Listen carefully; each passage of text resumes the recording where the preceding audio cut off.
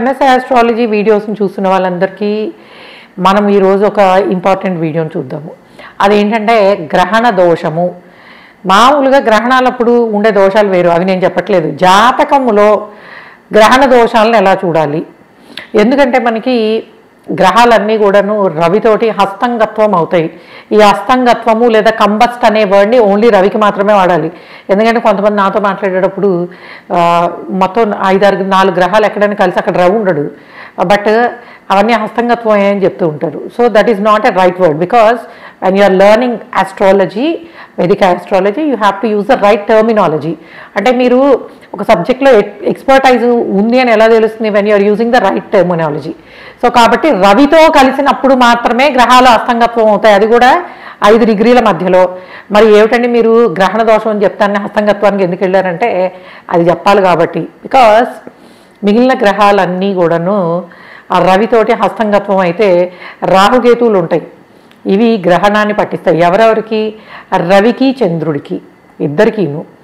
So దీన్ని ఎలా చూడాలి హారోస్కోప్లో? ఎందుకంటే రెగ్యులర్గా గ్రహణాలు రావడం వేరు, వాటి ఇంపాక్ట్ ఈ రాశి నక్షత్రం మీద ఉంటుందని చెప్తారు, ఏవో చేసుకుంటారు, అయిపోయింది. కానీ మనం పుట్టినప్పుడు మన జాతకంలో కనుక ఇటువంటి దోషం ఉంటే అది లైఫ్ లాంగ్ దాని ఇన్ఫ్లుయెన్స్ ఉంటుంది. ఎందుకు ఉంటుంది? అదేంటండి గ్రహణం వచ్చినప్పుడేమో కొంత టైమే ఉంటుంది, జాతకంలో ఉంటే ఎందుకు లైఫ్ లాంగ్ ఉంటుందంటే బికాస్ రవిచంద్రులు ఇద్దరూ కూడా ఎప్పుడు యాక్టివ్గా ఉండే గ్రహాలు. ఎలా అంటే మనకి రవి ఆత్మకారక, అంటే మన ఇంటర్నల్గా ఉండే self confidence, self respect, ego and మనలో ఉండే ధైర్యము, ఇవన్నీ రవిస్తాడు. అట్లానే చంద్రుడు మనస్కారక. సో మనసు ఎప్పుడు స్టేబుల్గా ఉంటుందా, బలంగా ఉంటుందా అండ్ స్ట్రాంగ్గా ఉంటుందా, ఎప్పుడు ఎమోషనల్గా ఉంటారా, భయపడతారా, ఇవన్నీ కూడా చంద్రుడిని బట్టి ఉంటాయి. అంటే ఏంటి? ఇవన్నీ మనలో ఉండేవే కదా. మన ధైర్యం కానీ మన మనసు కానీ ఎప్పుడు యాక్టివ్గా ఉండేవి. సో ఇటువంటి గ్రహాలు కనుక రాహుకేతు గ్రస్తం అయితే, అంటే రాహుకి కానీ కేతువుకి కానీ దగ్గరగా ఉన్నప్పుడు, ఎంత దగ్గరగా ఉండాలి? ఒక 5 డిగ్రీస్ దగ్గరగా, 5 కాదు 7 తీసుకుందాం, 7 డిగ్రీస్ దగ్గరగా ఉన్నప్పుడు అప్పుడు ఈ రవిచంద్రులు ఇవ్వాల్సినంత రిజల్ట్ ఇవ్వలేవు. ఎందుకు? బికాజ్ కేతువుకి కానీ రాహుకి కానీ ఇంత దగ్గరగా ఉన్నప్పుడు అవి ఇన్సెక్యూరిటీని ఇస్తాయి అన్నమాట. అంటే ఏంటంటే వాళ్ళలో ఉండే, రవికి దగ్గరగా ఉన్నప్పుడు ఏమవుతుందంటే వాళ్ళలో ఉండే ధైర్యం వాళ్ళకి తెలియదు. సో బయటికి చూడడానికి చాలా కాన్ఫిడెంట్గా ఉంటారు కానీ అలా ఉండలేరు. అంటే ఏమైంది? వాళ్ళ ధైర్యానికి ఒక గ్రహణం అనేది పట్టింది. ఎవరి వల్ల? రాహు వల్ల కానీ కేతు వల్ల కానీ. అలానే చంద్రుడికి, మనస్కారకుడికి, ఈ రెండిటి వల్లే. అంటే అన్ని గ్రహాలని కంబస్ చేసే హస్తంగత్వంలోకి తీసుకునే రవి ఈయన దగ్గరగా ఉన్నప్పుడు, రాహు కానీ కేతు కానీ దగ్గరగా ఉన్నప్పుడు ఆయన లక్షణాలని కొంతవరకు తగ్గించుకుంటాడు, కోల్పోతాడు అని. ఇది ఈ గ్రహణానికి సంబంధించింది అనమాట. చంద్రుడు కూడా అంతే. కాబట్టి రాహుకేతువులు రవికి చంద్రుడికి దగ్గరగా ఉండడం వల్ల ఇలాంటి సమస్యలు వస్తాయి. దాన్ని ఏంటంటే మనకి యూజువల్గా హారోస్కోప్ని బట్టి ఇలా ఉన్నప్పుడు మీరు కొంతవరకును వీటికి సంబంధించి రెమెడీస్ చేసుకోవడమో, రవి బలం పెంచుకోవడానికి ఆదిత్య హృదయం, చంద్రబలం పెంచుకోవడానికి మనకి మెడిటేషను ఇట్లాంటివి చెయ్యండి అని చెప్తాం. అయితే ఇంకొక రకంగా కూడా వస్తుంది.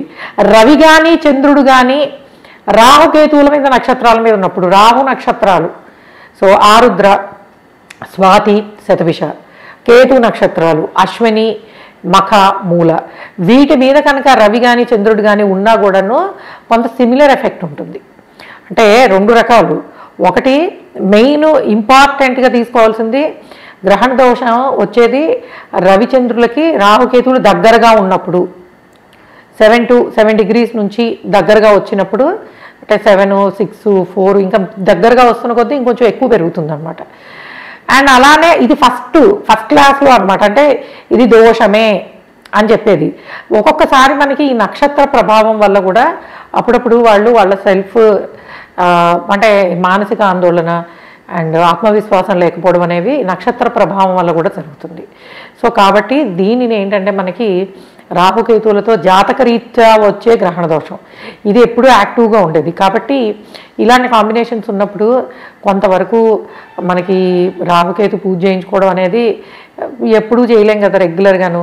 మీరు చేయాల్సింది ఏంటంటే ఆదిత్య హృదయం చదువుకోవడము, మెడిటేషన్ చేయడము, అండ్ అట్లానే కేతువుతోటి కనుక ఇలాంటి సమస్యలు వస్తే కొంత పక్షులకు కానీ జంతువులకు కానీ ఆహారం అంటే ఫుడ్ ప్రొవైడ్ చేయడం ఇలాంటివి చేయడం వల్ల ఈ దోషానికి కొంతవరకు పరిహారం అనేది అవుతుంది. సో ఇది కూడా మన వ్యూవర్స్ నుంచి అడిగిన క్వశ్చనే.